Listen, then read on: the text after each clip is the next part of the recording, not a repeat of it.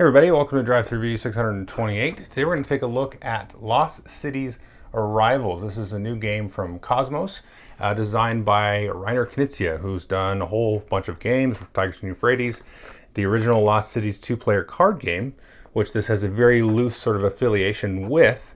Now this one plays 2 to 4 players, and it's more of an auction game than a sort of a card, gin, rummy sort of variant, which Lost Cities sort of is. Let's just jump in and take a look at this. It's pretty abstract in terms of the mechanics. I do enjoy it, spoiler, but let's jump in and take a quick look at the mechanics. Very super dead simple, but it's got some interesting sort of stuff that I've found through my now almost 10 plays of it. So here's everything that you get in the box. You've got the start player card. Everybody's going to get 2 cards off the top of this deck to start with. You get these are called wager cards here. Now the thing is, you just want to have 2 different colors. If you get 2 of the same colors, then redeal them. So let's just put out 2 players worth here, like so. Those play 2 to 4 players, like I said. So everybody's going to start with 2 different sort of expeditions that they're on. And if the colors aren't super clear, then sometimes they're not. This one's basically green, but you can tell by the symbol there as well, especially if you're colorblind. Then that can be helpful. Now the number of coins you see here is just going to be divided up between a number of players. So there's 36 coins. So in a 2-player game, each player will get 18. And in a 4-player game, each player will get 9. So you just divide them all up depending on the number of players. And this is the money that players are going to have to bid with. And then your turn is very simple. You're going to take this deck at the start of the game. That's not quite even. There we go. And shuffle it up and then divide it into 4 relatively even piles. Take 3 of them and set them aside, and then put 1 in front of everybody. And then on your turn, you can do one of 2 things. You can either flip a card, which is going to be the first thing you do to start the game, obviously. You can either flip a card, or you can bid on all the cards in display. So let's just say turn 1, Billy does turn 2, and we go back to turn 3. Maybe it's juicy, maybe it's not. We'll flip it again. Okay, now we're back to me, and I'm going to say, you know what, I'm going to bid $2 on that. And Billy's going to say, I'll bid $3. And then maybe I say, I'll up my bid to 4. And then Billy's going to pass. And so I will pay my 4 off into a kitty off to the side, and Billy will get his $3 back. And then I can do a couple of things with these cards. Now I can take as many of these cards as I wish. I can leave as many of these cards as I wish in the row here. And if I want, I can throw one out of the game permanently. So I can just say, that one's gone. We're going to throw it here back into the box, and it's gone. But you can only do that with one of the cards. So you either take some cards, leave some cards, or throw one away. And you can do any combination of that. So the thing to remember about taking cards is you have to put them in ascending order in a matching expedition. Like you can see, this one here matches. It's got the 2 little green crystal things at the bottom. And for effective purposes, just consider these wager cards with the hands as a 0. And then but they have to be ascending. You can put the same card on top of it. So if I got another 2, I could put a 2 here.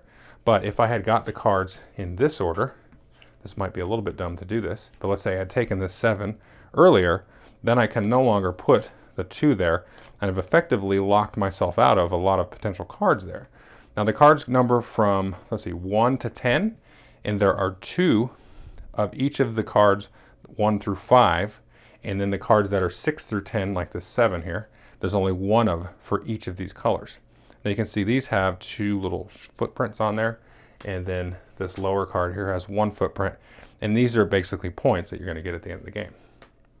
So in this case, I might take this one, and then I would maybe start a new expedition here with this little sort of ice world place. And then, oh, conveniently, there's that there. So I'd probably take both of those, and then I'd have a little bit of a decision there. I could throw that away because Billy over here also wants it, and I've spent a little bit of money. I don't have as much money as Billy now, or I can just leave it there.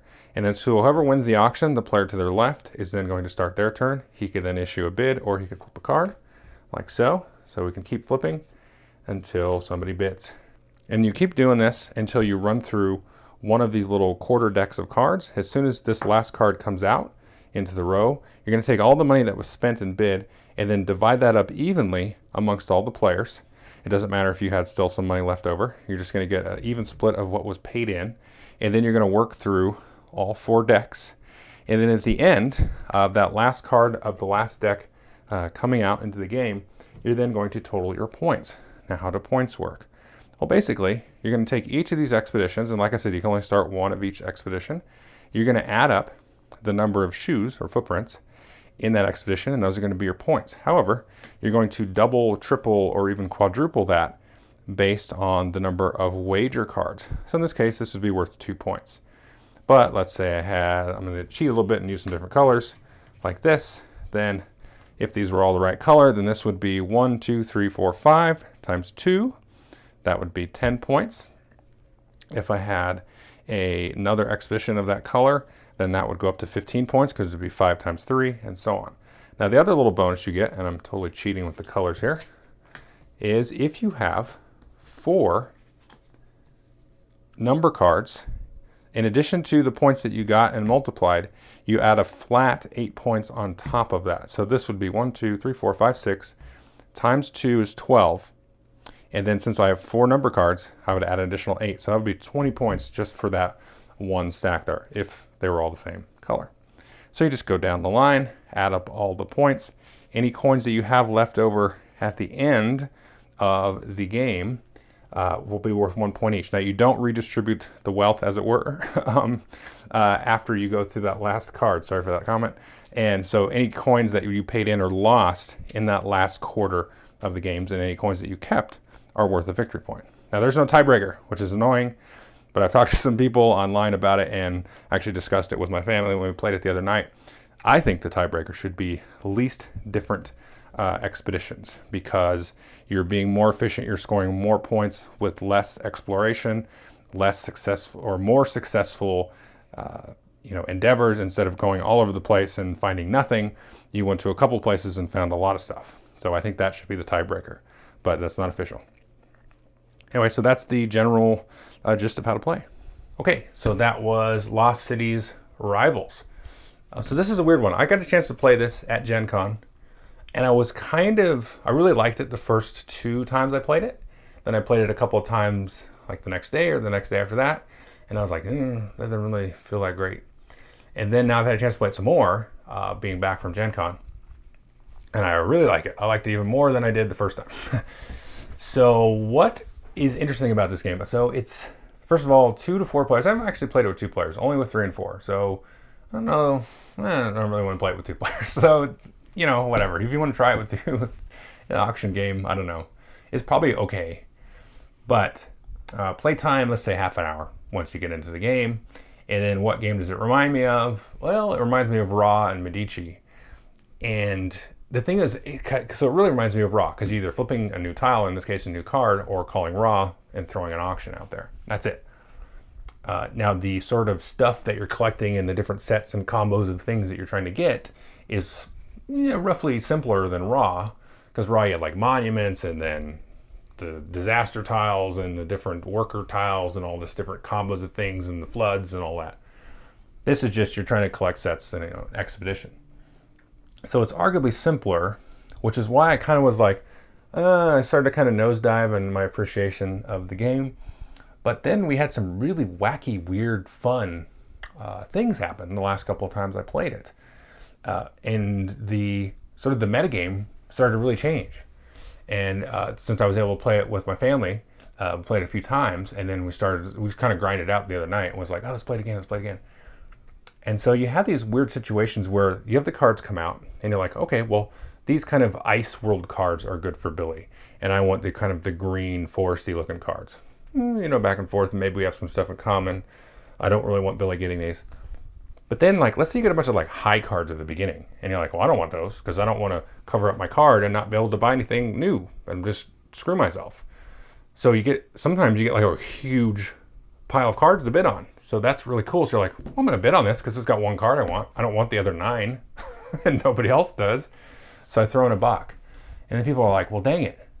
I don't want him to get it for $1. That's nothing.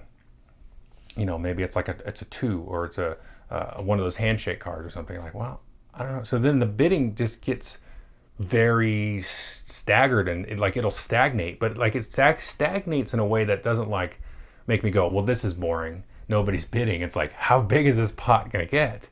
And then, it kind of organically shifts. It's hard to really kind of pinpoint, what's going to happen, because it's just going to kind of constantly evolve. And then you get people like overpaying a little bit. And so you can kind of start to ice them out, and you kind of see that deck shrink. So then people start to be more frivolous with their bets, because like, I'm just going to get the money right back. So each of those quarter decks of cards has this sort of crescendo of like, everybody's kind of like, scratching their nails and just taking a really creepy time up the down the deck.